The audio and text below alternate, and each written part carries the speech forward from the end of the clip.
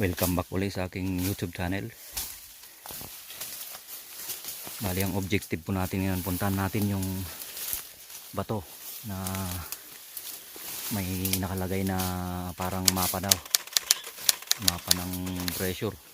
Tingnan natin at mapicturan para ma-search natin kung mapa nga ng pressure. So, may mga naghukay na dito. Yung lalim na butas oh. Ito napakalaking bato guys oh.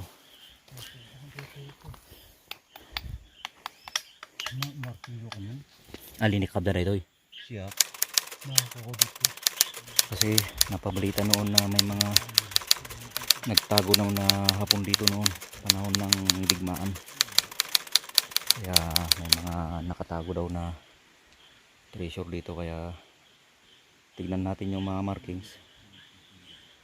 At pag uwi natin, pwede nating i-search sa internet kung ano ba ang ibig sabihin ng mga markings na makikita po natin.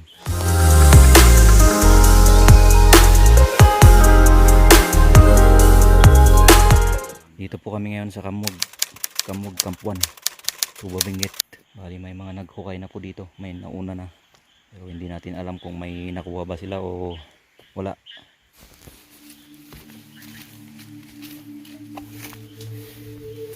Ito talaga guys yung kakaibang markings oh.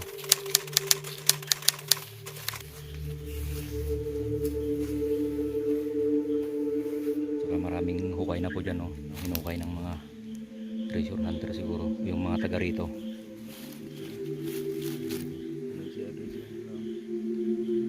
Tapos ito po yung markings na kakaiba.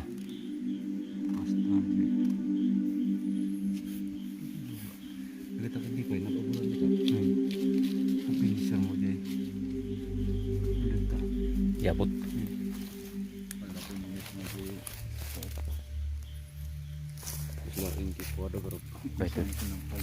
Ito ka dito padasan na ko. Kutan na rabaw lang no bilang mga hanggat tumong na. Yan yung isang markings, dalawa. Yung sa taas, sa baba. Ito yung mga hukay noon. Kakaibang markings oh.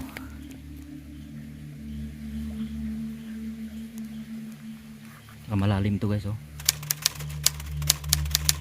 Tapos may mga naghukay na dito, so wala naman daw nakuha. Magkalapit lang po yung markings na pinakita ko kanina, yung parang arrow.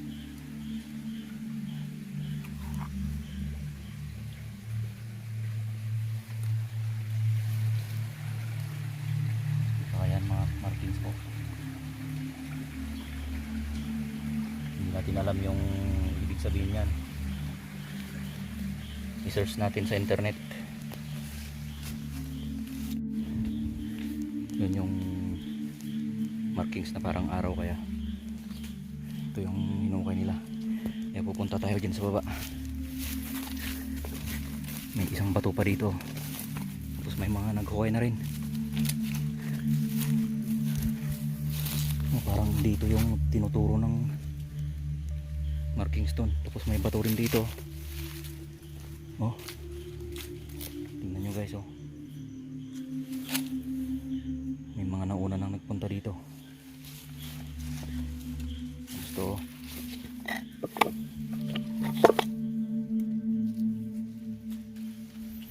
dumog yung nagtalkali dito yun. Mga tanala da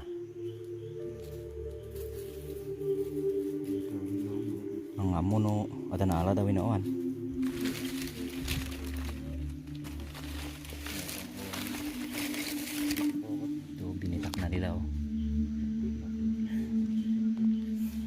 Malaking bato to, tapat nung bato dyan sa taas.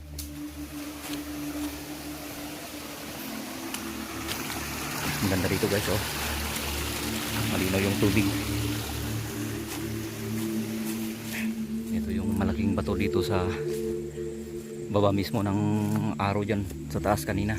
Malaking bato, pero ang napabalitang nakuha dito, granada daw.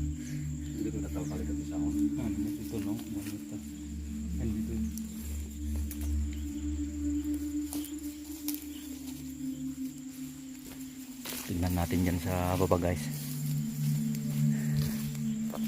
Kasi ang pagkakaalam ko sa mga treasures na yan, X mark the spot, di ba? Ganoon talaga guys, may X daw doon sa baba, sa mga may bato doon may X. Tignan natin yun, puntahan natin dito ulit guys. Yung may nakalagay ding markings na katulad nung pinakita ko sa inyo kanina doon sa taas. Bato rin to guys, bato na malaki. Makadat yung baba. Tingnan natin guys yung markings na kalin tulad ng markings doon sa taas kanina.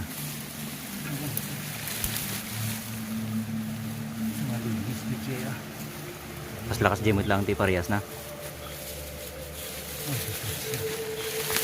Ada tuh. Yan o. Sinunyasan mo rito. Ito. Kunyas mo lang rito. Ito mga markings oh. Naboy dito adin nga. Ito yung isang marking guys. Yang amo deh itu ya. Bilang ti amo dah nga. Anda mura itu isang anda ninisan.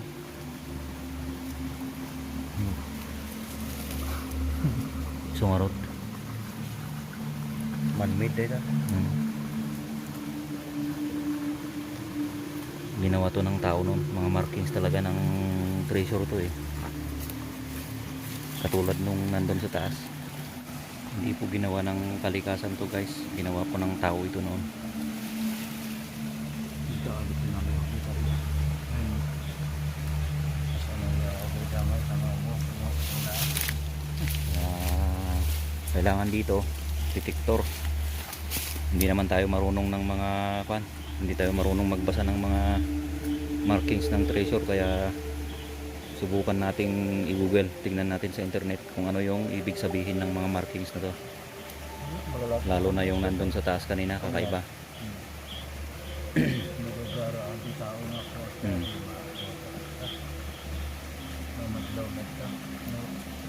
Kunyas dito. Parang ginamitan ito ng matalas na bagay. Oh.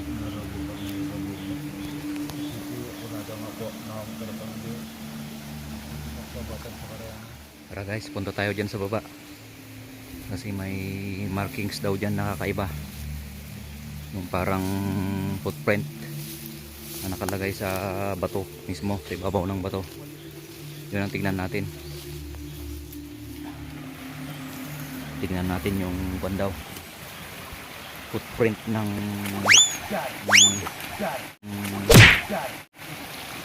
boots. Parang boots.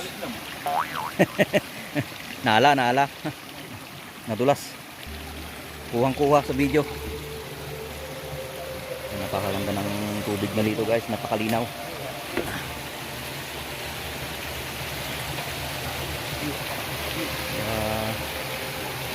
Possible na may mga nakatagong kayamanan dito guys. Kasi dito raw nagtago yung mga opisyal ng Hapon noon. Dito lang digmaan. Ingat tayo guys kasi madulas yung mga bato.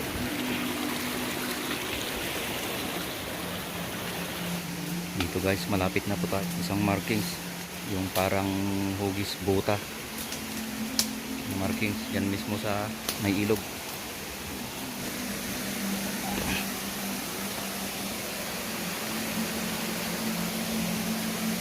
Ganda talaga dito guys.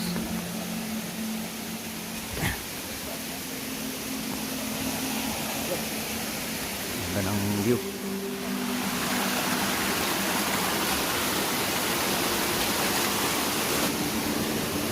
Saan nga rita? Dito daw guys yung isang markings. Hanapin natin.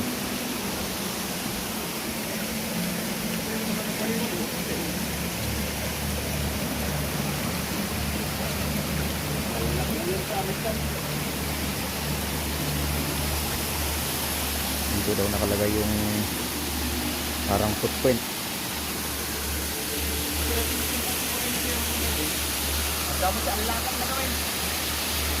Wala na, nagbaliw.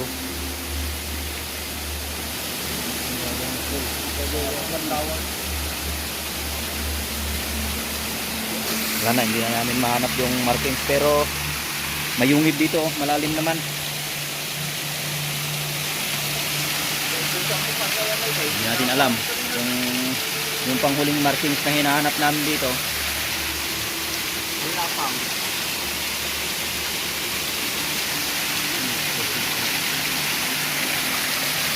Wala na ano, para dun eh, nalapangan, wala na nga makita. Yung niya ti direksyon na dahil pangato. Baka dito eh.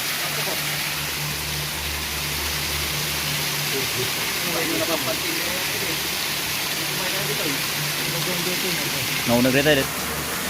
Pumasok po kami dito sa Yungib. Tingnan natin kung may possible markings. Maluwag naman pala dito sa loob.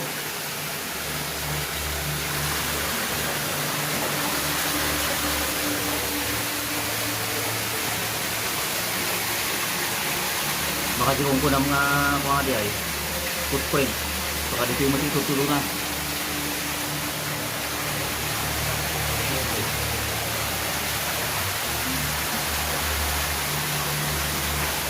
Dapat guys, may dala tayong detector dito. Baka sakali kung hindi pa nakuha. Yan na, sa katagalan na hindi na mahanap kasi may mga laktik na oh. May mga laktik na nakalagay na. Magandaan nito, may holes na maliit, tapos may kung dito, hindi tayo lalabas.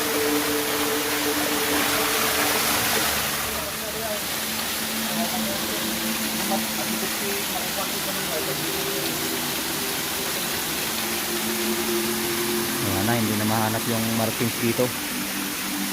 Kasi may mga laktik na sa agusan ng tubig. Wala na, hindi na namin mahanap yung isang markings dyan sa baba. Minsan na ang makita para matignan natin sa internet kung ano yung ibig sabihin. Puntahan natin yung panghuling markings.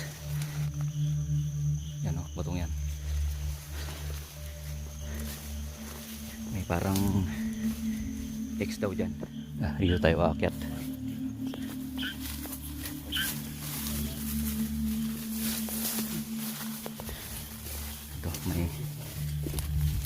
May punong kahoy dito sa gilid ng bato.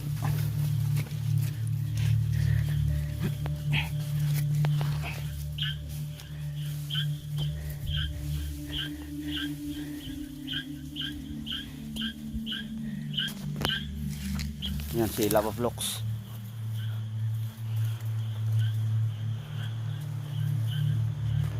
Muli na.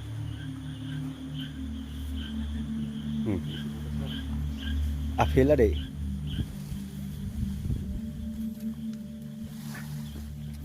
Oh, napakalaking bato guys. Hanapin natin, nandito daw yung X.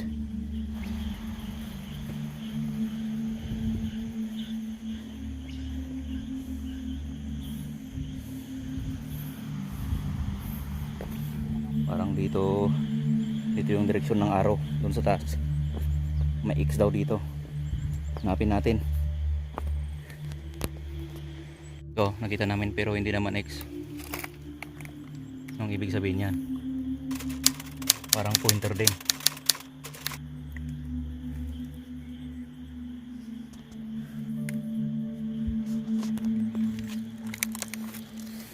Triangle mat.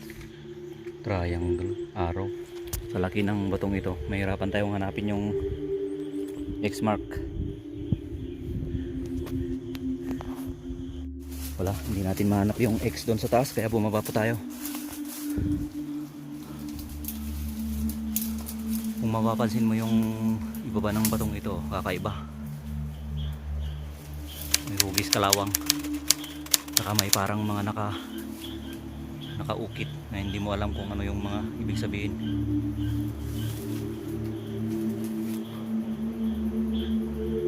Oh. Stripe siya.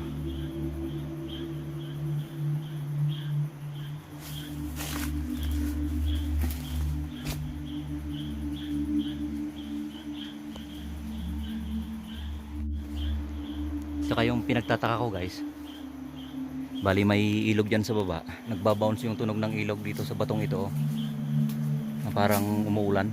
Hindi naman pala, hindi mo madidinig yung tunog ng tubig dyan sa ilog sa baba, dito mo maririnig.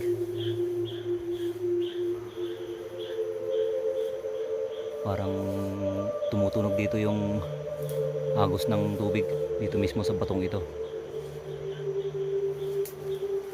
pero yung ilog nandyan sa baba. Nandun si Quatro Cantos, tinitignan yung X mark doon kung meron doon sa taas, kasi may nagkukay na naman dito eh. May nagkukay oh, pero hindi natin alam yung hinahanap natin eh, nakuha na pala. Tignan natin yung mga markings, tapos pag nakauwi tayo sa baba, saka natin i-search sa Google kung ano yung mga ibig sabihin. Tignan natin ulit yung huling markings dito sa bandang taas. Mapicturean din natin kung ano yung itsura para malaman natin kung ano yung ibig sabihin. Anong oras na? Alas 4 na ata. Yan, medyo madilim na. Ito, kakaiba. Yung butas nito, dito dumadaan yung tubig. Tingnan natin, pasukin ko nga. Ito. Nandyan sa taas yung isang markings. Pero may markings daw dito.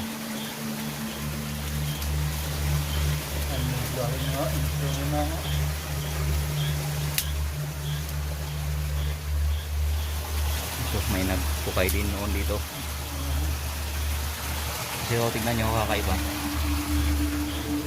Yung silong ng napakalaking bato, may butas. Tapos ito yung dinadaanan ng tubig. Tapos may markings daw dito sa taas. Tignan nyo yung pagkakagawa ng bato guys, oh, parang pinapyas. May mga lumot kasi hindi makita yung marking.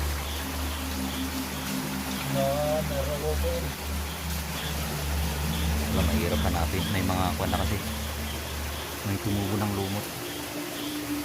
Mahanap sana para mapicturean natin at malaman kung ano yung ibig sabihin. Dito.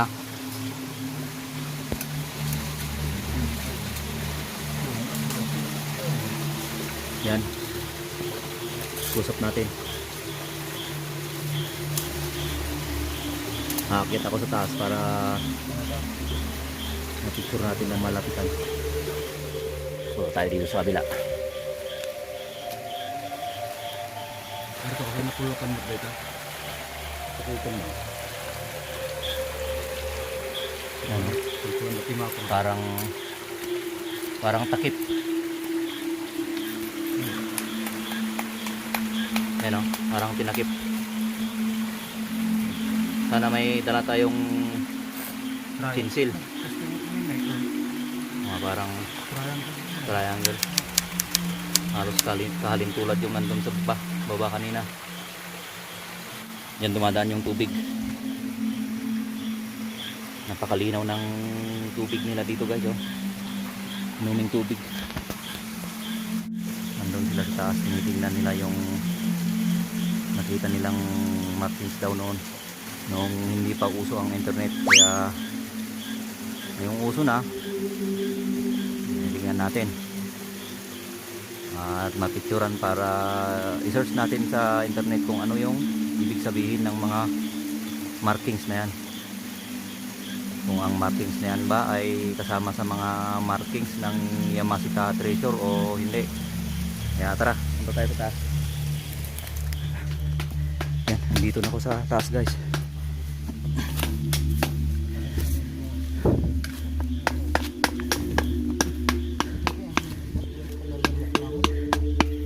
Ito parang itinapal na simento lang guys, oh. Iba yung tunog. Timan nga to, tuktukom ka rin. Iba yung tunog guys, no. Pag sa baba. Oh. Oo. Sige nga. Oh, parang ano? Subukan nating tungkabin.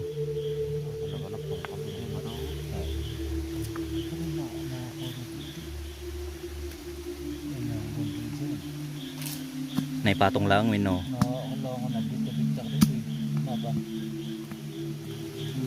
Doon, no. Oh, maangat.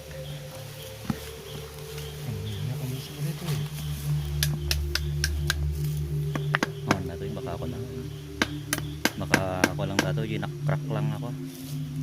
Ay, nade akong kunang makasla ako. Mapa. Ano, dito bilang di kabayagnan. Ano makita? Mga 10 years yan. 15 years. Oh, 15 years ago. Wala na, mahirap nang hanapin. Maliit pa raw yung itong mangga noon. Tatakatawanan eh.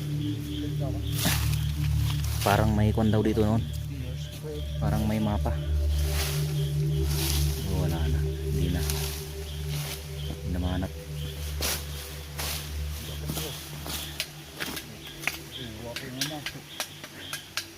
Nukab yun tayo day.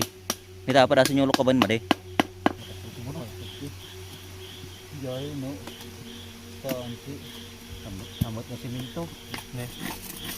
Wala sa man. Ang nga madlaw ti siminto gamin eh. No napuro. Napig sa titimpla na ti siminto. Wah. Natangtong na talaga. Kasla kuamad lang. Bidrax. Nag-grow bit yung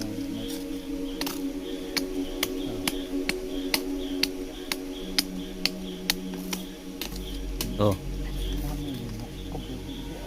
Ay, walang. Talagang doon sa bali ti kaya pala kakaiba yung tunog guys.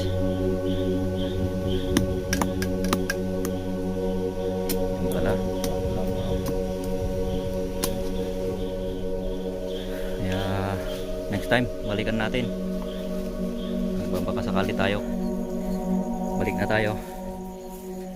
Tapos pag uwi ko sa bahay, tignan po natin sa internet kung ano yung mga ibig sabihin ng markings na nakita po natin para malaman natin kung ano yung mga ibig sabihin. Kasi dito daw sa Kamwag, Camp 1, Tuwawinggit, may mga napapalitang mga hapon daw, special na hapon na nagtatago dito noon. Tapos may mga dalang treasure. Ito nakakita po tayo ng mga kakaibang mga markings. Hindi natin alam yung ibig sabihin, kaya i-search po natin sa internet.